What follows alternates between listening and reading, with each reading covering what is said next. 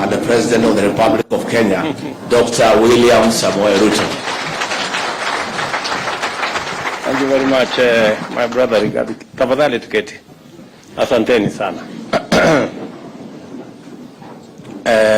Bwana Deputy President and party leaders here and members, good afternoon. Hamjambo? Mambo? Gakuya Buddha, wacha kuongea mambo mingi, wacha tu.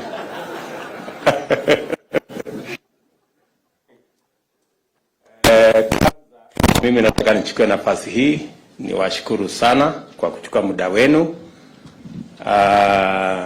so that you can come to this retreat.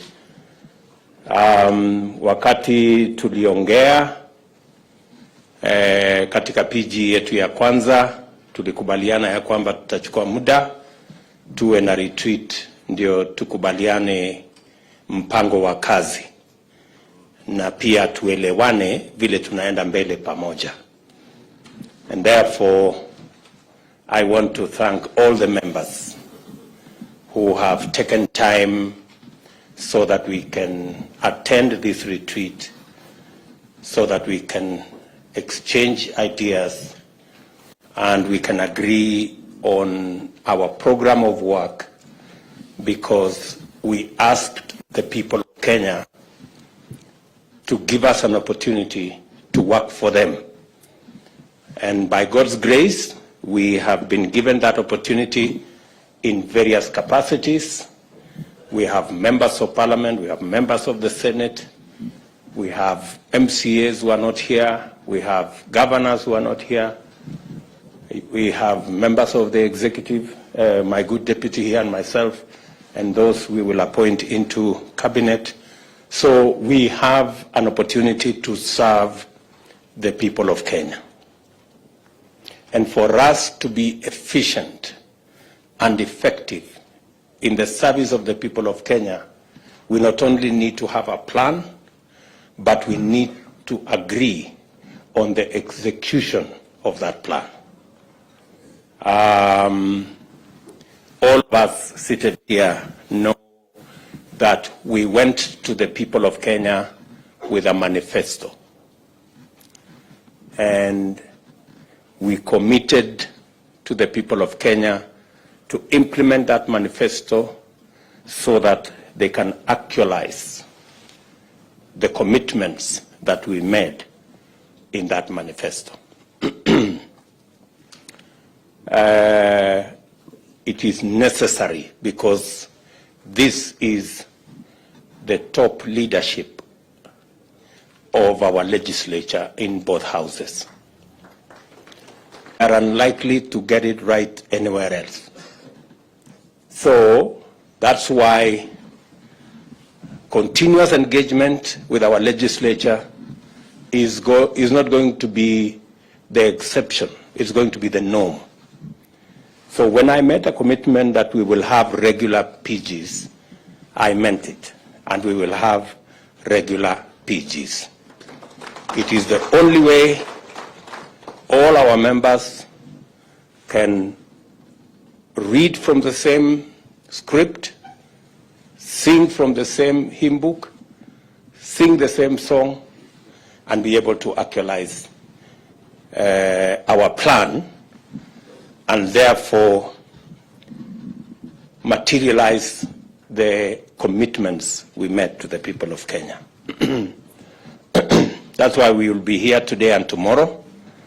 My good deputy has apologized. We came a bit late. It will not happen in future. I like to keep time, and I think those who have worked with me know. So we will ensure that we are timely so that we can save on time and make sure we achieve more by using the best use of time. So mimi nawakaribisha nyinyi nyote kwa hii mkutano. Karibuni sana. Na this is a meeting of equals. So there is no greater or lesser person here. There is no senior or junior person here. We are all elected by the people of Kenya. We have a mandate from the people of Kenya, and we should talk freely. Let us be patient with one another. There are those people who talk fast. There are those who talk slowly. Let us accommodate each other. That is the essence of a team. A team is organized. Otherwise, we will not get the synergy that is necessary for us to implement our plan. Before I say one or two things, let me just ask the people who are MCAs before they became members of parliament, the bottom-up people. I know they are. The people who are MCAs and they graduated and became members of parliament. Ebu simameni. Wow, look at that. Look at that. Wapigie makofi. Pongezi sana. You can see bottom-up works. Asanteni sana waheshimiwa. The people who are being elected for the first time as members of parliament, first timers, wale watu wa the monos as we would call them. Wow, that's quite a, that looks like what? 40%? 50%? No, 40. 40%. Asante sana. The second termers, the people in Form 2. Wow, quite a number. Tuwapigie makofi tena, the second termers. Asante sana. Edeni chini. Kawanjiko, wewe uko Form 2 kweli?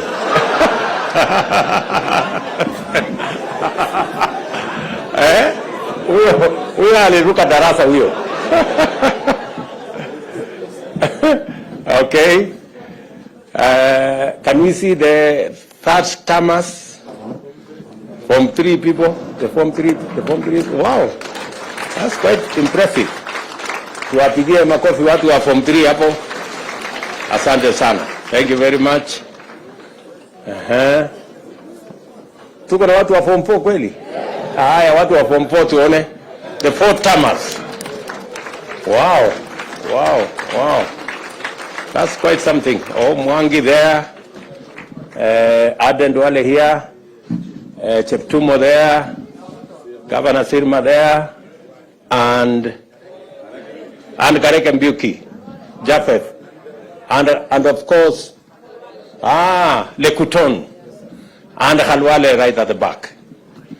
And Kiunjuri right there. Aya, tuwapige makofi.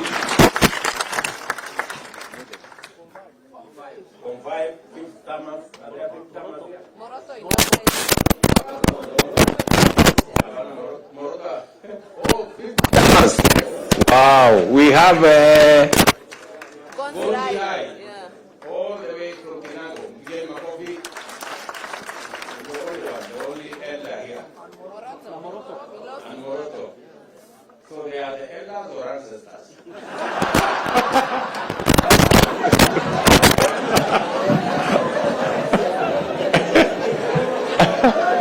Oh my. Okay. So I think that gives us the framework of our, you can see we're quite a mixed group. We have all manner of people. So why I did that is I wanted for all of us to know that there is something we can learn from the younger ones. But there is something also we can learn from the seniors. I want to ask the seniors who are here, let us take time and mentor the newcomers. Let us make it our responsibility. Don't monolize anybody. Don't harass the younger ones. And please be useful. You know, show them how CDF works. Show them how committees work. Don't assume. Don't take it for granted that people people know how to do stuff.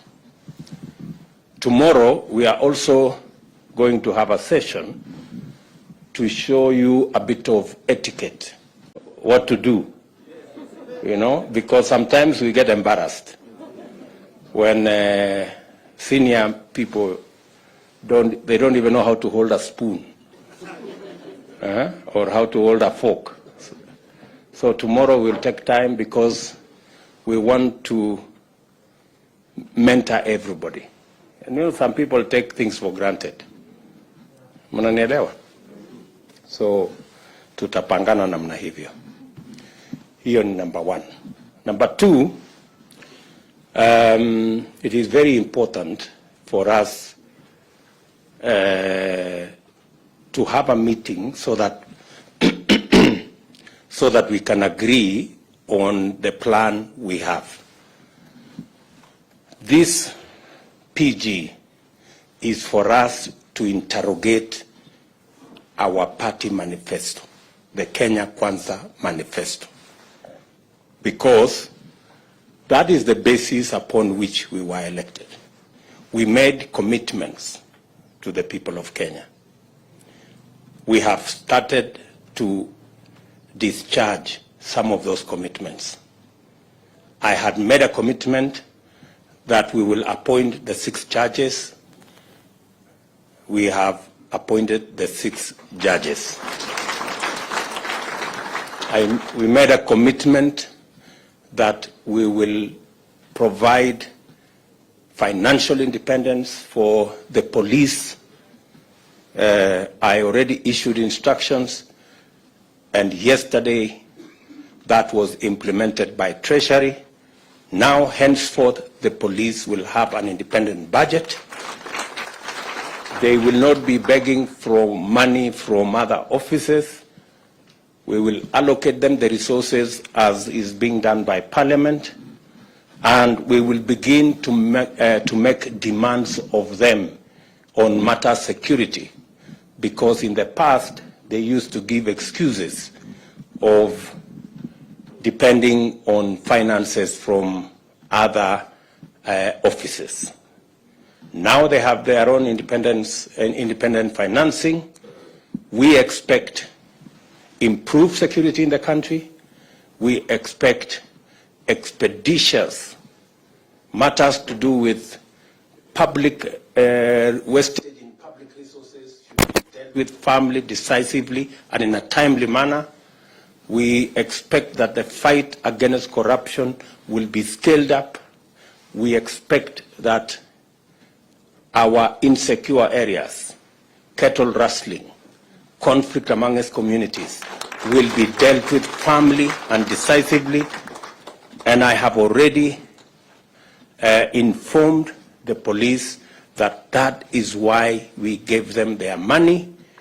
They will have a direct charge, and they will decide in accordance with their security plan, in accordance with the way they want to discharge their mandate, without having recourse to anybody, but with clarity and independence, because that is the requirement of the Constitution.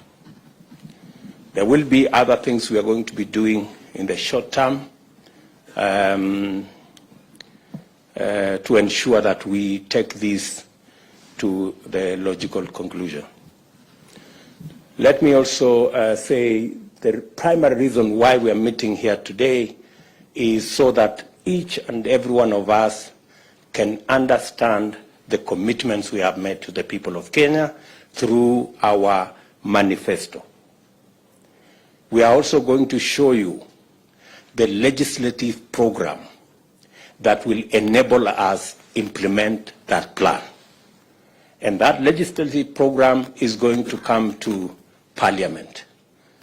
It is good for you to understand ahead of time, so that when we ask you that there is this law, there are these regulations, there is this policy position that we want Parliament to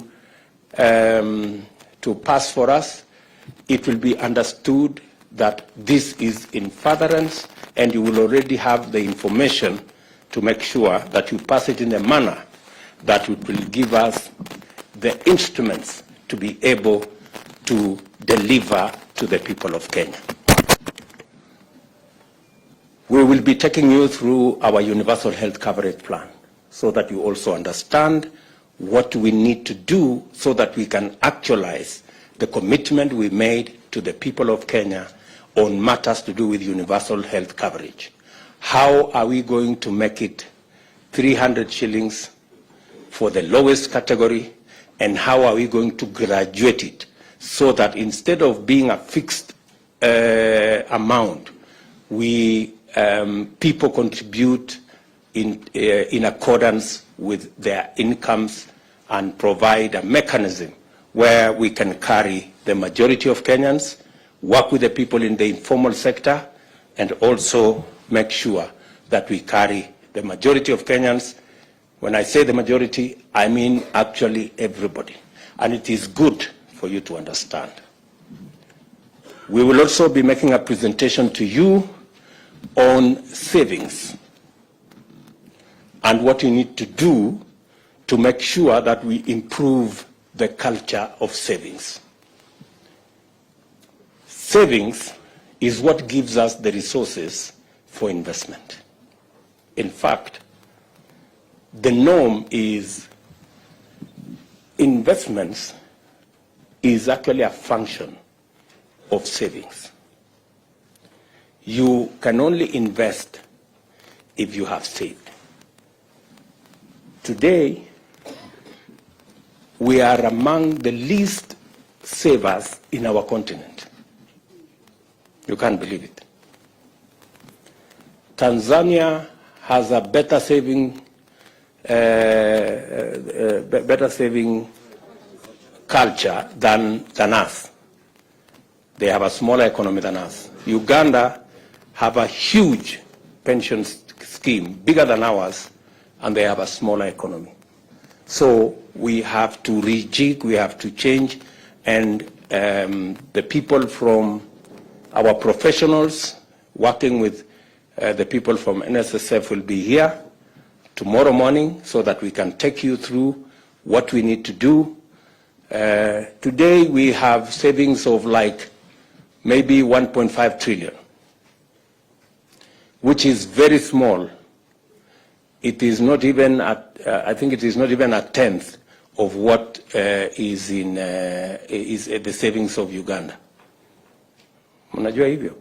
So we will take you through the motions so that we are all clear, because good people, we have no option but to change this country. And we are the people who are going to change it. We are going to take you through our agriculture plan so that we also agree on the interventions that are necessary. We have agreed as a government that we are not going to be subsidizing consumption. That is why we are going slow on matters to do with subsidizing consumption. We are going to work and support producers. That way, even if we are intervening at that level, it gives us a bigger leverage. Let me give you an example. The unga subsidy that was done, I was being briefed by the Ministry of Agriculture. The unga subsidy, for 1 month, the taxpayer was asked to give 7 billion for 1 month. Ile unga ya 100, which was nowhere in the first place. Very few people got to ever, yet we spend 7 billion shillings. If we had spent 7 billion shillings in fertilizer, it would be a very different ballgame. We would probably, because, for example, we are intervening, as I announced the other day, we are intervening on fertilizer for the short rains, 1.4 million bags. We are intervening for tea fertilizer. That's another 1.7 million bags for KTDA.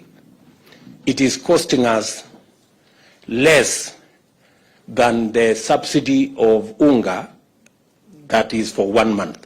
And yet the subsidy we are providing is going to reach close to 500,000 farmers.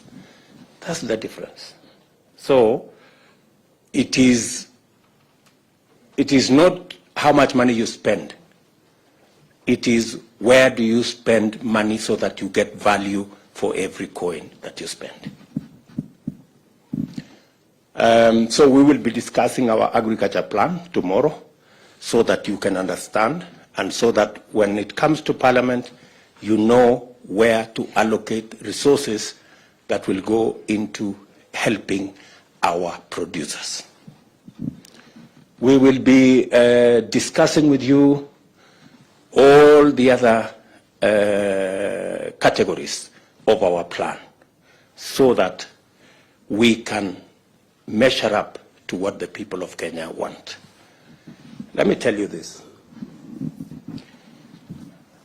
The reason why we did not do as well the last 5 years is because we did not engage our legislators.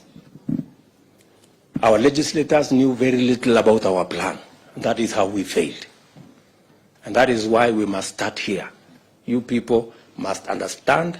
You must be the champions. You must be the people to explain so that this plan can succeed. Parliament is a premium platform.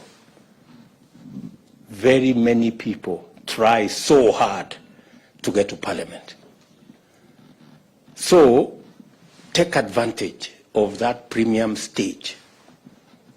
Out of 50 million Kenyans, we have only 349 in National Assembly and 67 in the Senate. Consider yourself privileged to access the stage in Parliament and make use of it. It can make your career, it can unmake your career, the way you use the floor of the House. There is the temptation when you come to Parliament to chase this, chase that, chase the other, until it is reported that you are a no-show in Parliament.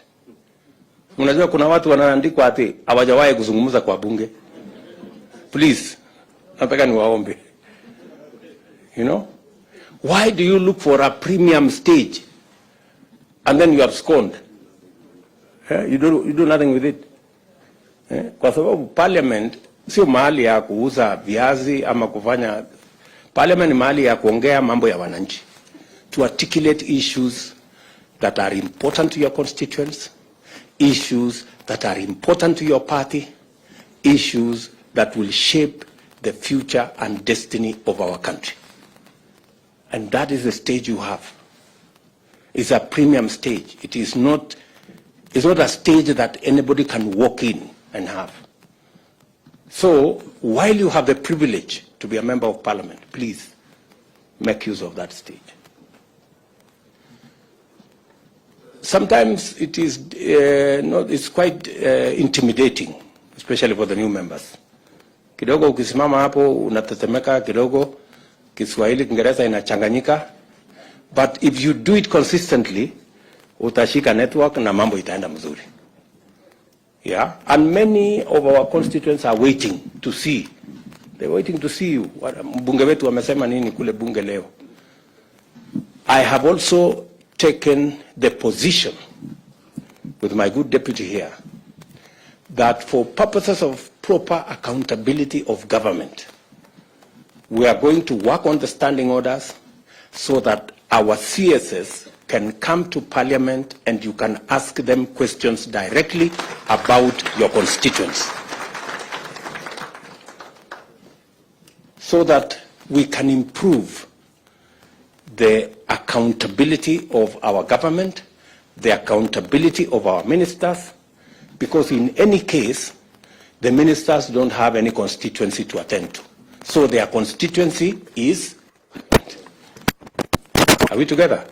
So make use of that platform. I am happy to note that our competitors have said they will provide oversight of our government. And we welcome our competitors' assertion that they will take seriously their oversight role over our government. We believe that the efficiency of any government is also dependent on how much we are kept on our toes. So I want to tell our good friends on the other side of the political divide, welcome to your oversight role. We are ready to be accountable as a government, because that will make the people of Kenya get value for every commitment we make, every shilling we spend, and every plan we roll out. So we are going to work together in that manner, and we want to take this into the future. Shortly, we will be going to Parliament, and tomorrow we will have a conversation about House leadership, both in the National Assembly and in the Senate. Let me congratulate all of you.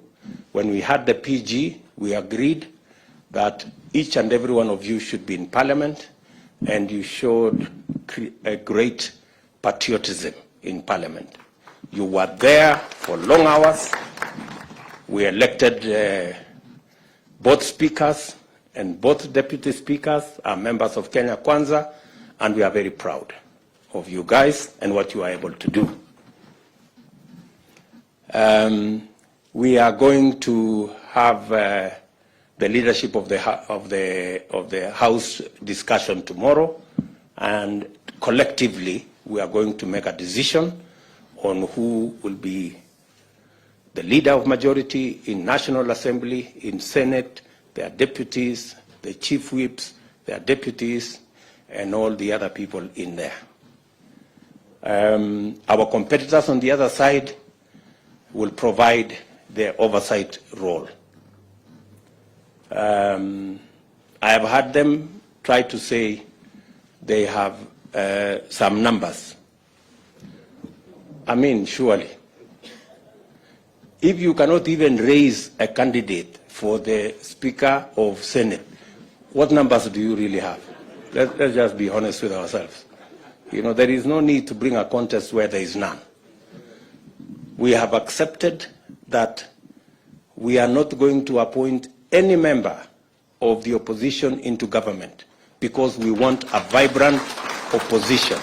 We want an opposition that will keep government in check, because we have nothing to hide, and we want to run an accountable government. So we appreciate their role. We wish them well in their role, but we will play our role as effectively as we can.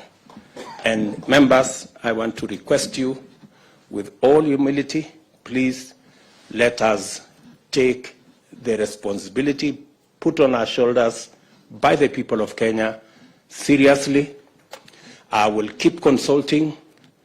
When necessary, at short notice, we will meet. We will have regular PGs so that we can all read from the same script and do the job for which the people of Kenya elected us. Asanteni sana. I do not wish to say more than that. I am here until close of business tomorrow, so tuko pamoja. Baadaye tutaenda kuota moto pale nje, tupige story baadaye na tupangane namna hiyo, si ndio? So otherwise, nawashukuru sana, and I wish each and every one of you here the very best in your career as legislators. Asanteni sana. Thank you.